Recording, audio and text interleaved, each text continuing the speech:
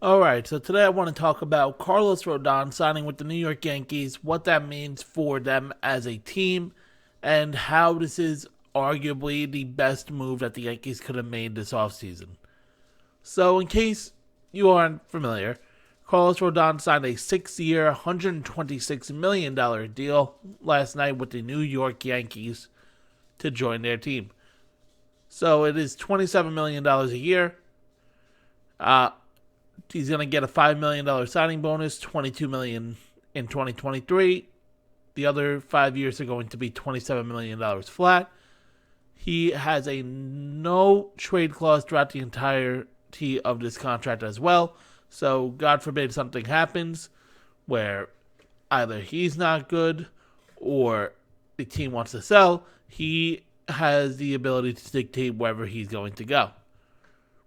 He's coming off of a very good season last year. He went 14-8 with a 2.88 ERA in 178 innings. That was a career high. He had 52 walks, 237 strikeouts, and allowed 12 home runs. Now, pitching in the NL West is a lot different than the AL East, typically because the stadiums in the NL West are a lot bigger than what you see in Fenway Park, in Yankee Stadium, Camden Yards, etc. So, that home run number, I don't expect to stay down. I expect him to get to the 15, 16 range. But this Yankees rotation now is the best in baseball. You have Gerrit Cole and Carlos Rodon as a great 1-2 punch. Then you have Nestor Cortes Jr., who looked like a dominant starter the last 2 years. Luis Severino, who is on a contract year this year, and essentially is going to try to get paid. As obviously he started what the pitchers were going for this year. Severino is a lot better than what Tyone is. And Tyone got a 4-year, $67 million deal. Then you got Frankie Montas. If Frankie Montas, who was expected when he got traded to be the number 2 starter in this Yankees rotation back in July, is now your number 5 starter, you are doing something right. Rodon has an elite fastball, and the Yankees definitely love to pitch with their fastball, as Gerrit Cole, Carlos Rodon, and Nestor Cortes Jr. all were top pitchers in terms of strikeouts with their fastball.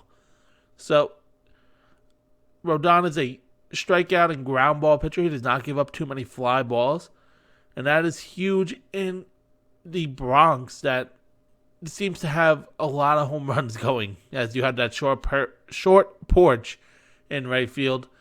Are the Yankees done? I don't think so. I think they're done on the pitching side. I think they're still going to try to get a left fielder, as they really cannot have three rookies on their roster in their lineup.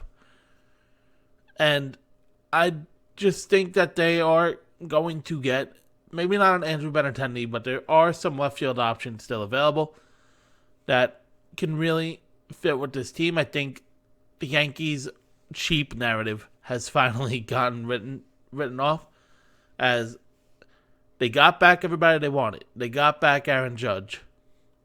They got back Anthony Rizzo. Now they re-signed Tommy Kahnle after he was gone for the last year or so. Now they got their big fish in Carlos Rodon. This Yankees pitching is going to dominate, as you have potentially 4, if not 5, number 1 and 2 starters in the rotation. Now, it's going to be interesting to see how they deploy this. If they're going to go Cortes 3, Severino 4. Or if they're going to move Frankie Montas because they feel like, hey, we have 4 starters.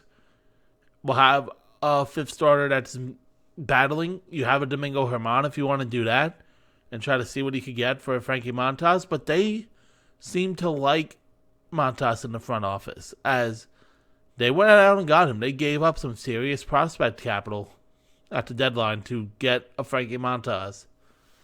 I think with a healthy 2023, Montas isn't going to be a dominant pitcher. I think he's going to be enough to fill up that Jameson Taillon, Jordan Montgomery role from the beginning of last year.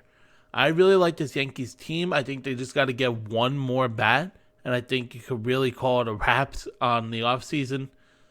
Whether it's through a trade, as they have a few extra guys on their 40-man roster. I believe I read they're up to 39 on their 40-man roster and still have to get Rodon,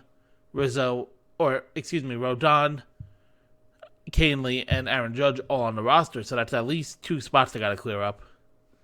I think there's a trade incoming, whether it's huge or just somebody to play left field.